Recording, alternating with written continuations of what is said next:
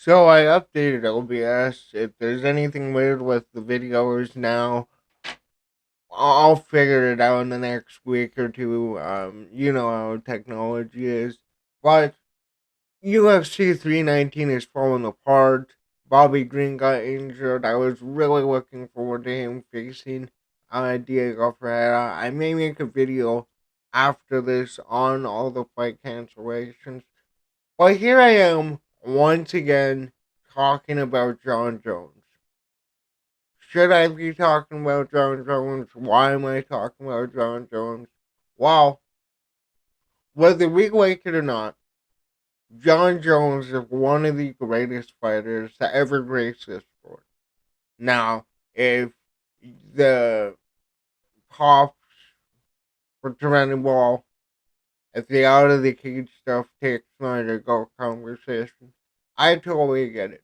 But purely off of what this game is, being the greatest fighter, making the most money, he's one of the best to ever do it. But this has been the story since what 2013, 14. Jon Jones leaving the scene of an accident case dismissed, but still facing charges. And I want to stress this: this isn't the first time he's had these charges. This is what the third, fourth, fifth, sixth. Who knows at this point? 7:53 a.m. While Jon Jones leaving the scene of an accident case was dismissed on Wednesday, it turns out the UFC superstar is still facing charges related to the incident. Bernalillo County prosecutors tell TMZ Sports the officers filed a complaint in Metro Court twice, which generated a duplicate case. Only the duplicate case has been dismissed. The second case, though, remains ongoing. He's actually facing two charges there: one count of leaving the scene of an accident, and one count of use of telephone to terrify, immediate, threaten, harass, annoy, or offend. Oh, that was weird. Jones is due for a hearing next month. Big win in court this week for Jon Jones. The UFC stars leaving the scene of an accident charge was dismissed. And we've all seen this video, but I'll play it for you anyway. I just need to make sure the audio is not on, and I'm going to turn my audio down so it doesn't go over this one. But we've all seen this video. Where'd he go? Where'd he go off on me? I have one of the drivers leaving the scene on foot, heading westbound on Lomas.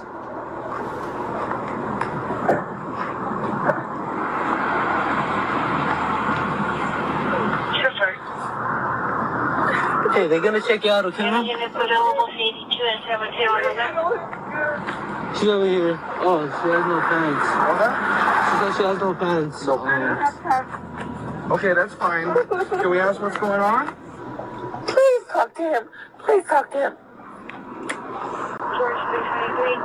This is a friend that's a friend of mine.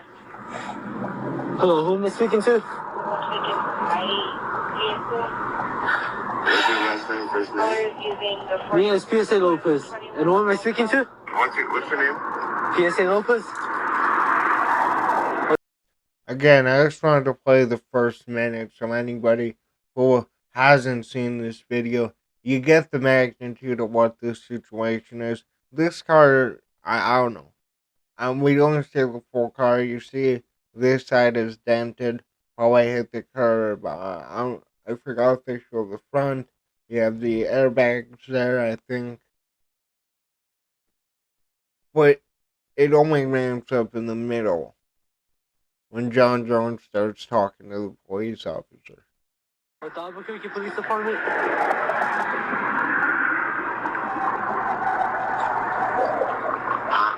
how many guys you guys I'll do with you? Don't worry about that, man.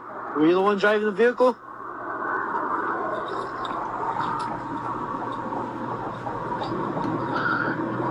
My brothers attacked the dreams of the sisters and cell phones. He was the one driving the vehicle. They slipped. So yeah, so again they're blocking this woman's face out. But the officer asked, were you the one asked, oh my god, were you was the one driving the vehicle? And Jon Jones immediately goes, my brothers, they've killed people for less. Implicating his biological brothers, he may mean like, his best friends or whatever, but really smart here. They're the most evil people you'll ever meet. That's Jon Jones. That's the woman confirming it's Jon Jones. Jon Jones? Mm-hmm. He was the one driving the vehicle. But they don't waste their cases with just killing you on petty crimes. But they definitely listen to conversations like this, and some of them are bored enough to kill you. They listen on conversations like this, and some of them are bored enough to kill you. To a police officer. Kill you.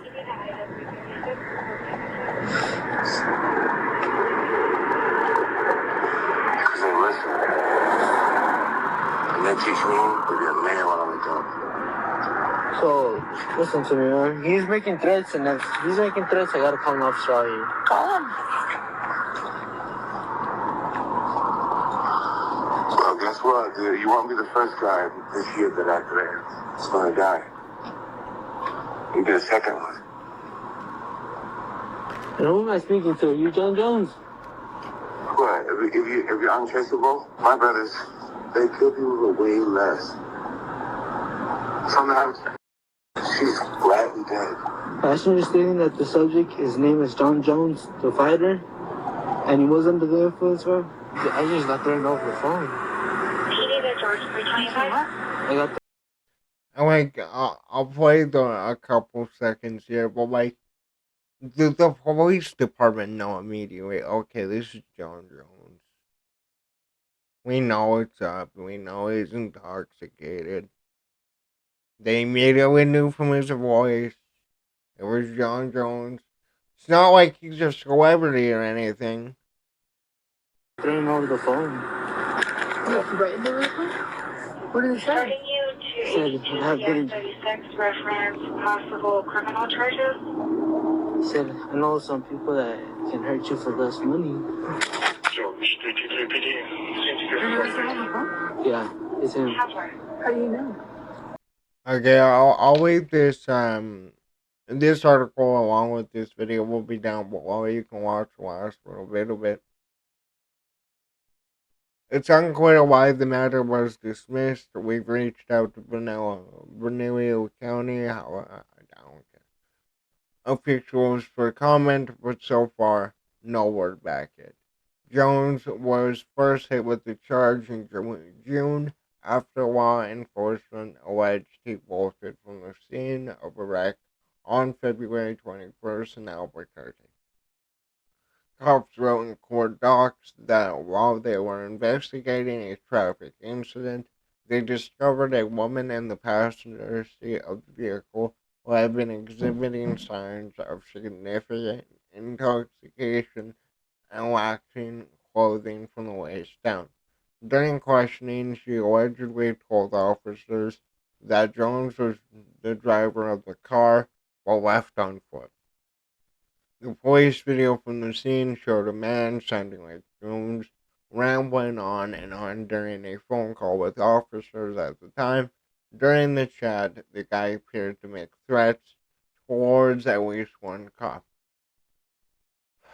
Jones' attorney, Christopher Dodd, called BS on the whole matter shortly after it was filed, saying in a statement to us, In the thousands of cases I've handled in my career, I've never seen a case as strange and unwarranted as this one.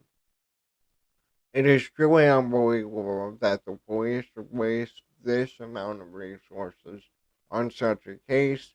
The only thing I can think of is the police for targeting Jon for improper purposes.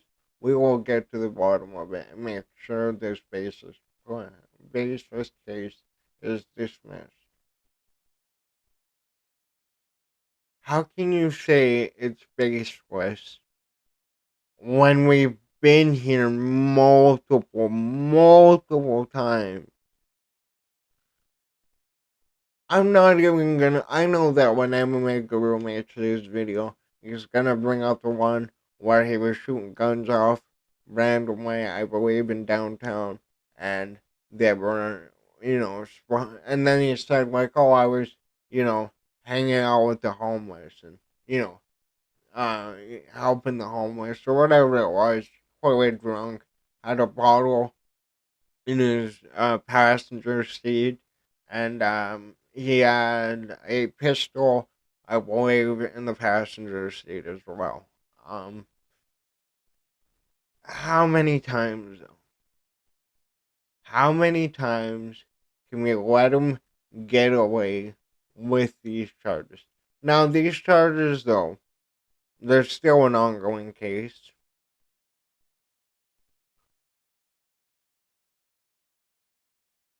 But this is the goat of the sport, right?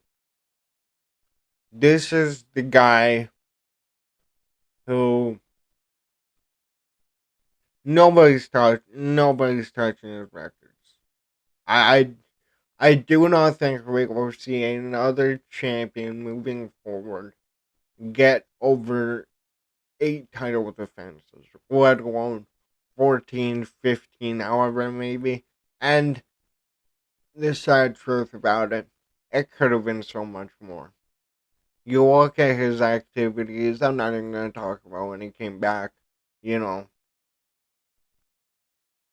one, two, three, four, five fights in 2008, three fights in 2009. He had two in 2010, four in 2011. 2011 was a major year for him. 2012 he had one, two fights, three fights in 2013, one fight in 2014 when this all went down. When he hit that pregnant lady, and this whole saga has started of DC winning the belt in his absence, never being looked at as the true champion, even though DC is one of the greatest to ever compete in this sport. How many times can we let him get a slap on the wrist?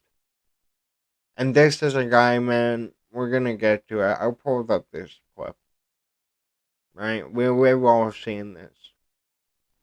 Not even a week after announcing his retirement, vacating the belt, refusing to fight Tom Aspinall. The moment this 4th of July card is announced, immediately. I felt like I was at a place where I've done it all in the MMA space, and felt like there wasn't too many more challenges for me, and I just wanted to do something more than championships and money. And Donald Trump mentioned that he wanted to have a fight at the White House Garden, and that just seems like such a huge opportunity. I'm a very proud American. I have a lot of close friends that are in the military, and this is my act of I can't call it service, but just to be able to entertain the country and the world at this level at the White House, it just means the world to me. So I'm back.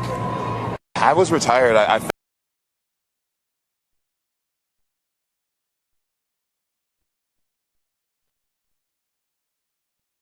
She has a picture in his house just exactly like Jon Jones. Did they confirm that it was him? Yeah, she confirmed. You're already exposing him now. Exposing what? Like the government. Like the government and stuff. Like what? I'll stay here. Can you really risk it at this point? Can you continue to do the same thing over and over again? Right here, do they have the quote of it? No. But you guys remember a week ago, Dana White was asked about Jon Jones headlining the White House card. I can't risk putting him in big positions, and I have something go wrong, especially the White House card. Can you imagine the NBA commissioner saying this about LeBron James? Could you imagine the NHL Gary Bettman up there saying we can't have Connor McDavid compete at this event? We can't have him play hockey. He's too much of a liability. We can't have Patrick Mahomes play at this game. NFL is a perfect example, right? How look at the Raiders, right? How many of those guys that they drafted? Um, Henry Ruggs, wicked receiver. So what happened to him? Damon Arnett, and then they had the other guy who got released right after, or even right before Damon Arnett.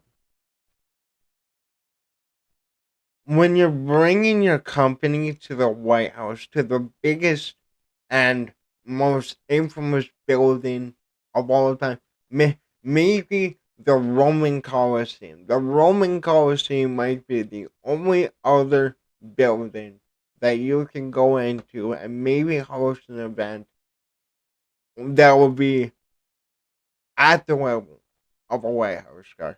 And the like this White House card, it's going to break pay per view records. I guarantee you it will be pay per view. They're gonna break viewership records. Everybody is going to be watching this card. Whether they're MMA fans, whether they're just there to, support the political, causes or whoever they follow on the internet for their political opinions, because God forbid people are just, moderate and like think for themselves, but this is depressing, man.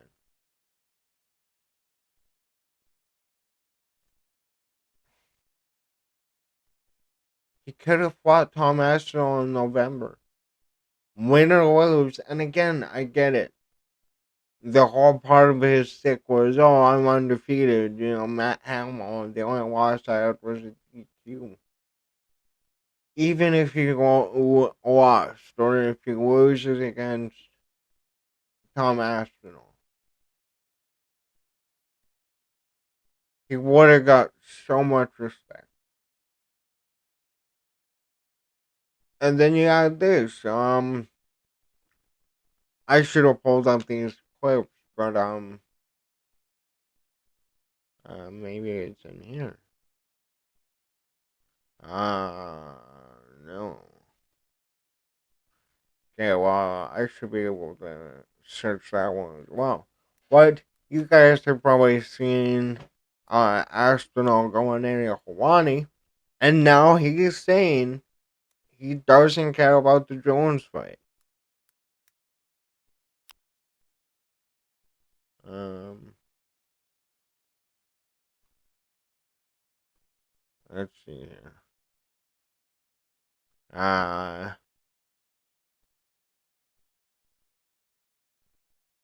No, I mean,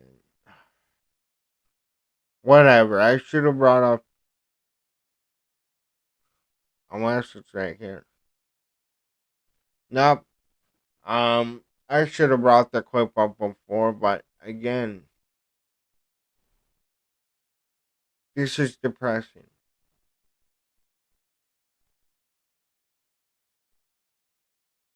This is depressing, man. All you had to go, all you had to do, John, come back a heavyweight. Come back focused. what you did. You ran through Sorogon. You got injured. You did the Stipe fight anyway, which I give Jon Jones respect for.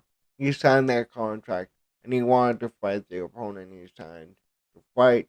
Um, I know you can talk about Rumble Johnson and Chaelson and all the names in the past. It's just depressing, dude.